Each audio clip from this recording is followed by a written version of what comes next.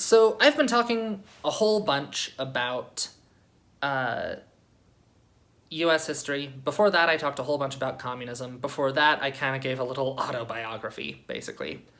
I have a whole bunch of smaller stuff to talk about. Like, a whole bunch of smaller things, just thoughts and ideas and things I've learned about, and some stuff that I just kind of wanna ramble about. This is just kind of a grab bag of littler things compared to the stuff I've talked about before. All right. First on the agenda, I want to talk about atheism, and I don't want to like try to convince that anyone that like atheism is correct or anything. Like that's been done to death. Like maybe one day I'll have something to contribute to that discussion, but I just want to talk about like who counts as an atheist, because I've always considered myself an atheist my whole life. Like my dad was raised Presbyterian, my mom was raised Catholic, but both of them became atheists before they met each other. Then they met each other, they raised me. Atheism, I think of it as like the religion of my father. Atheism it's the worldview I grew up with. But that's how I think of it, and I feel like a lot of atheists out there might object to that a little bit. Atheism isn't a worldview. Atheism is the absence of religion. Atheism is the rejection of religion. It's not really... Atheism isn't a religion. It is the rejection of religion. But I feel like that doesn't make a ton of sense. I feel like that way of thinking doesn't really help you understand atheism. It doesn't help you understand me. And to talk about why, I want to tell a couple little stories. The first story is a long time ago, I forget how long ago, I was trying to figure out what country in the world has the most atheists. And by some metrics, it seemed like the answer was China. I was like, China? That's weird. And there are a whole bunch of religions in China. Confucianism, Taoism, Buddhism. Aren't there like lots of traditional beliefs on top of all of those things? Isn't there lots of religion in China? But the data said so I was like, okay. But I later learned that, like, a lot of the time when you ask people in China, are you religious?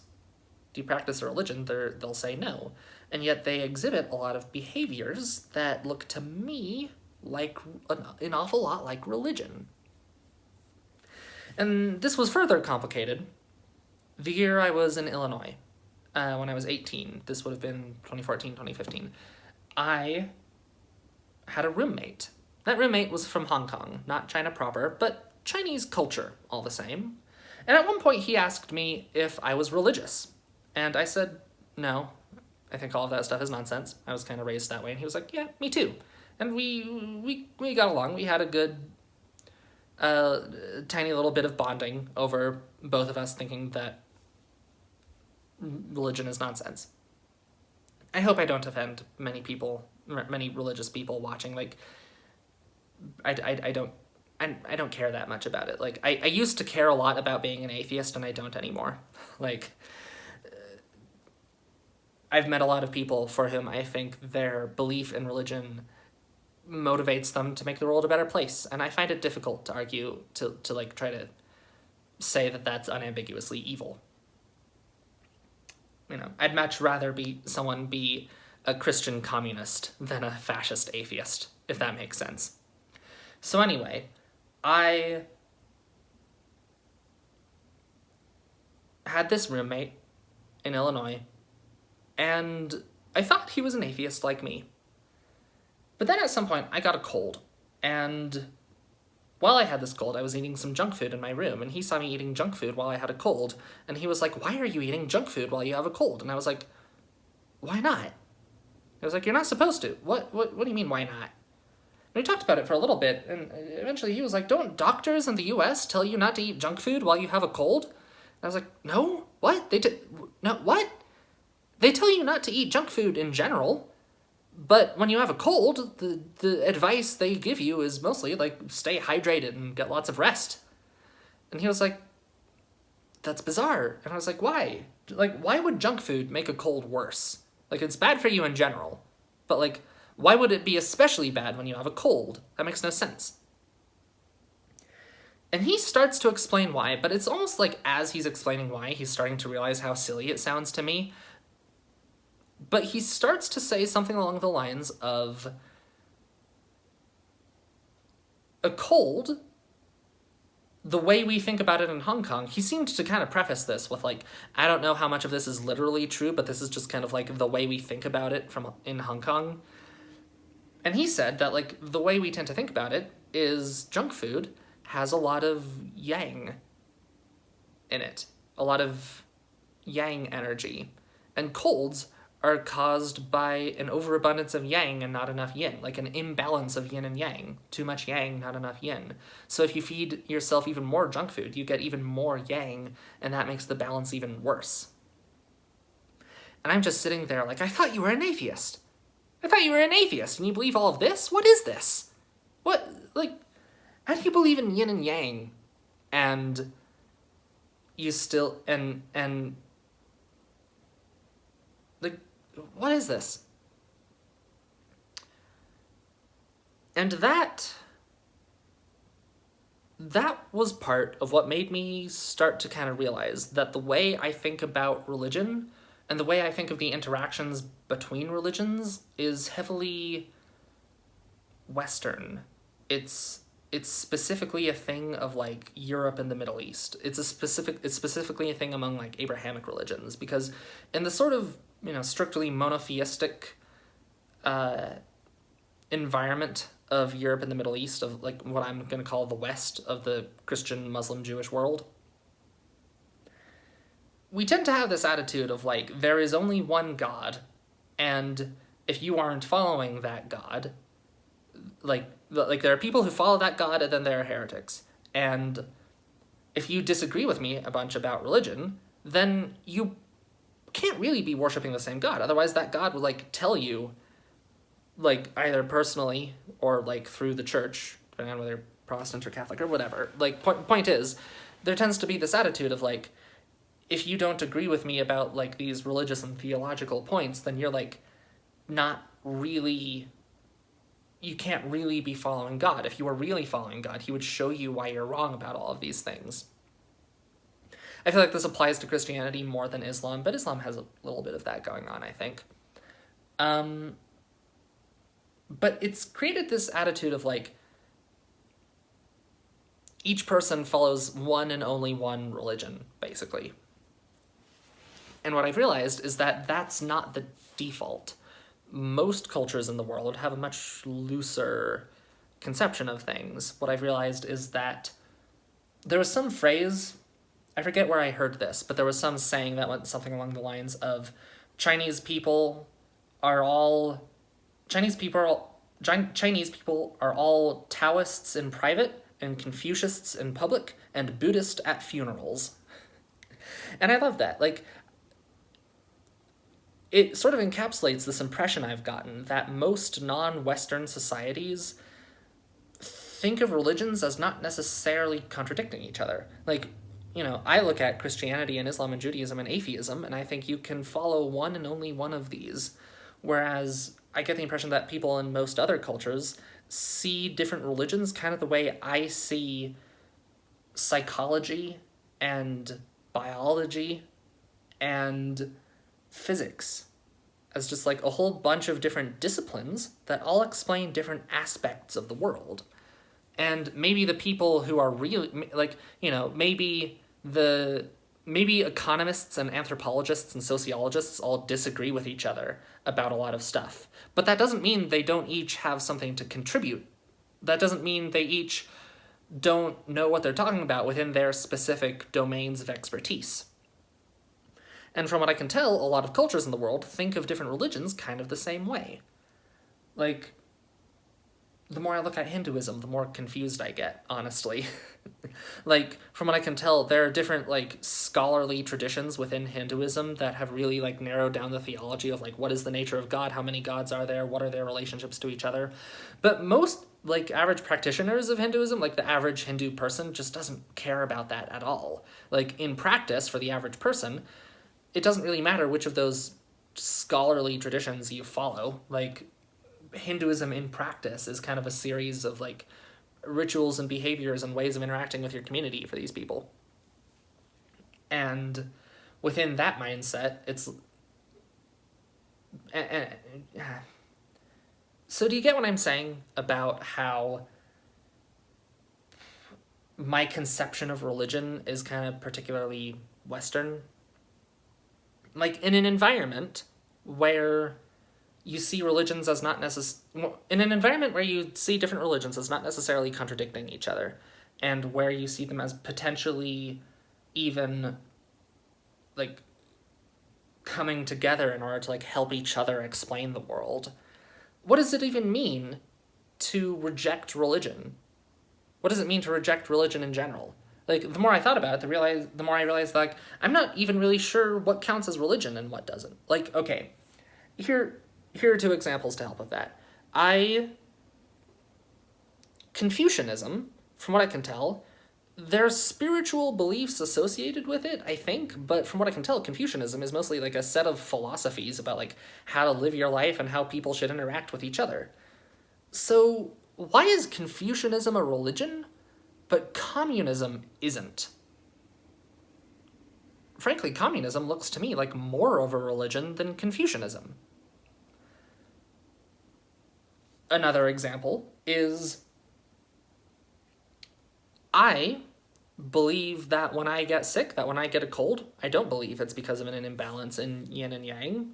I believe it is because this living entity called a virus has entered into my body, and it is essentially feeding off of my body kind of like a parasite, and that this living entity, I talk about it as if it has wants. We talk about viruses as if they want this or that. They try to do this or that. We anthropomorphize viruses a lot, but viruses and bacteria, we think of them as alive. Bacteria are definitely like alive by the standard biological definition. What's the difference exactly between me believing that I have an infection because of bacteria and me believing I have an infection because of an evil spirit?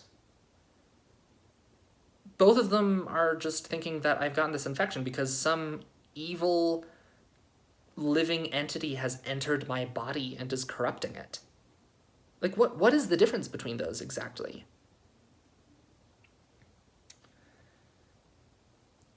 So the more I thought about it, the more I realized that what I mean by atheism isn't a lack of religion, because I realized I don't actually know where religion begins and philosophy ends, or where religion begins and politics ends. Like, I don't know what exactly does and doesn't count as religion. And I furthermore realized that what I think of as an atheist isn't just somebody who rejects all of these.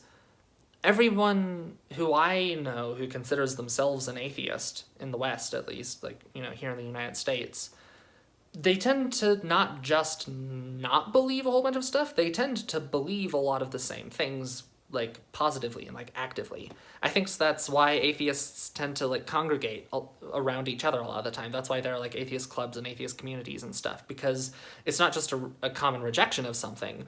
That rejection tends to be replaced with a lot of the same things a lot of the time.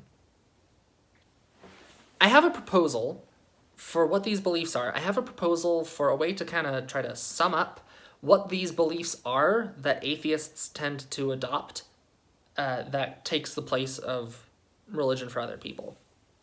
And I would sum up this belief as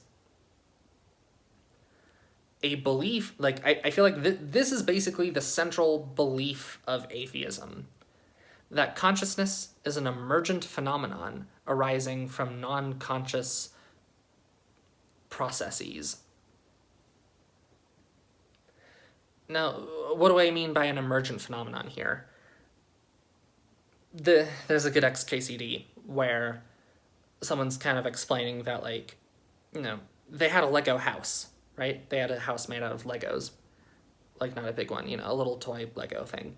And then they took it apart, and now there's just a pile of Legos. And they put it back in the box, and it's like, where did the house go?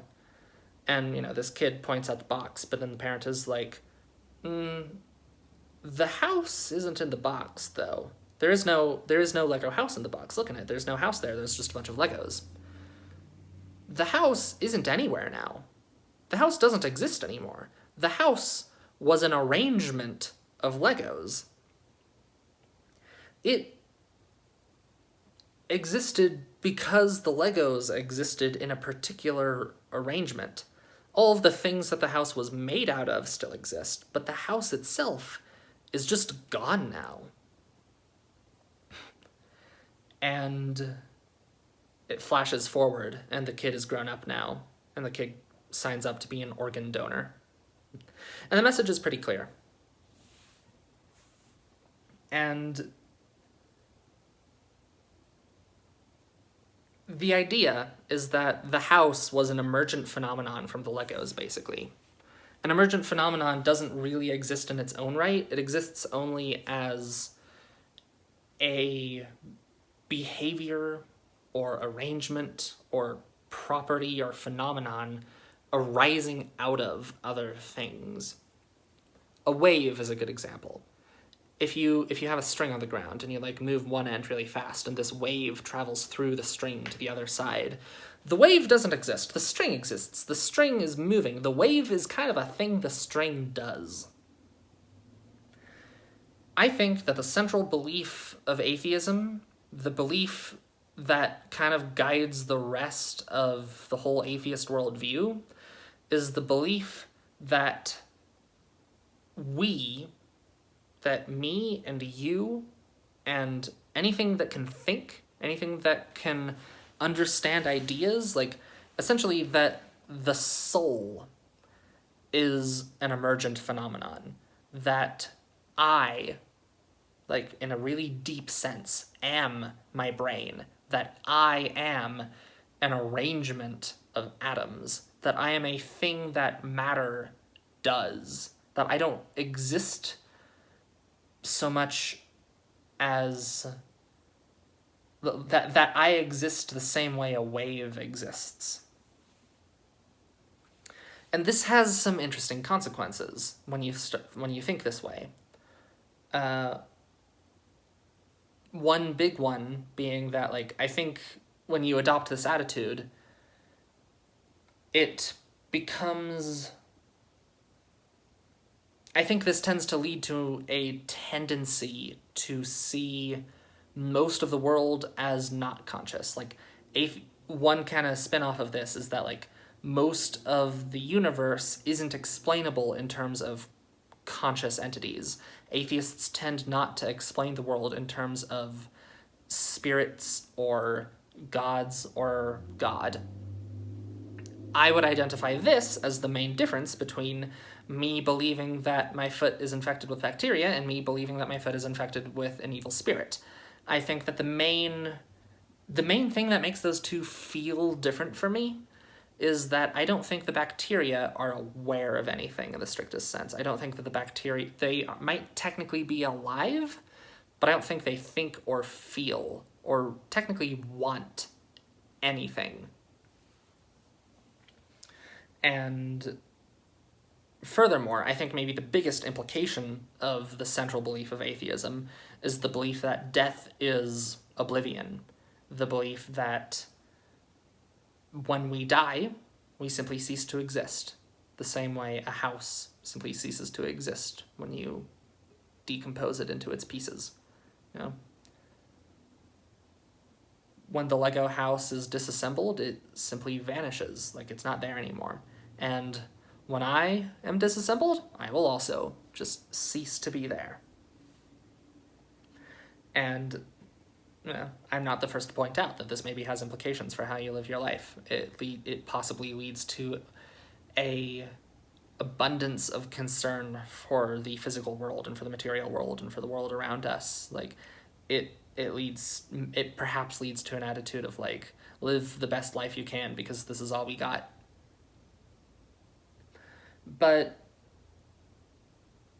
I might add on to this a little bit that I think I think anyone who thinks in those terms, I think, is pretty close to being an atheist. But I might add one more thing, because I think a big key part is that part of my worldview is respect for what I would call academia. I think, and a distrust of almost every other institution. I think that a really huge thing that almost all atheists have in common is that we trust the scientist and or the professor much more than almost anyone else in society.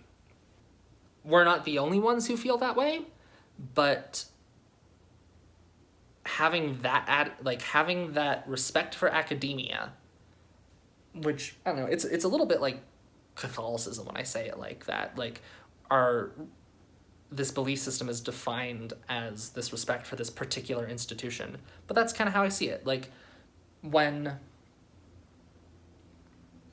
my roommate said that I shouldn't eat junk food when I had a cold because it would contribute to the imbalance of yin and yang, that doesn't feel atheist to me. But, it's not necessarily making an appeal to conscious entities. Like yin and yang don't have wants or feelings or desires. Those are unconscious processes. Given everything else, that should fit pretty cleanly into the atheist worldview. It doesn't feel like it fits to me because yin and yang isn't supported by Western science, by Western academia. And honestly, I think that's kind of all there is to it. I don't see any other division here, which makes it really important in my opinion that academia be worthy of our trust. I have a lot of problems with how academia and science work in our society. I think I'm going to get into that. I'm going to get into that right now. That's kind of it for what I have to say about atheism. I think we shouldn't think of it as an absence of beliefs. We should think of it as kind of a set of beliefs centering around believing in consciousness as an emergent phenomenon arising from non-conscious processes, and death as oblivion being derived from that, and also as a respect for Western academia. I think those are basically the necessary and sufficient properties of an atheist, if that makes sense. Or at least an atheist in the way I think of it. An atheist in a way that makes me feel like I fundamentally have my worldview in common with this person. So can I talk about academia for a second here?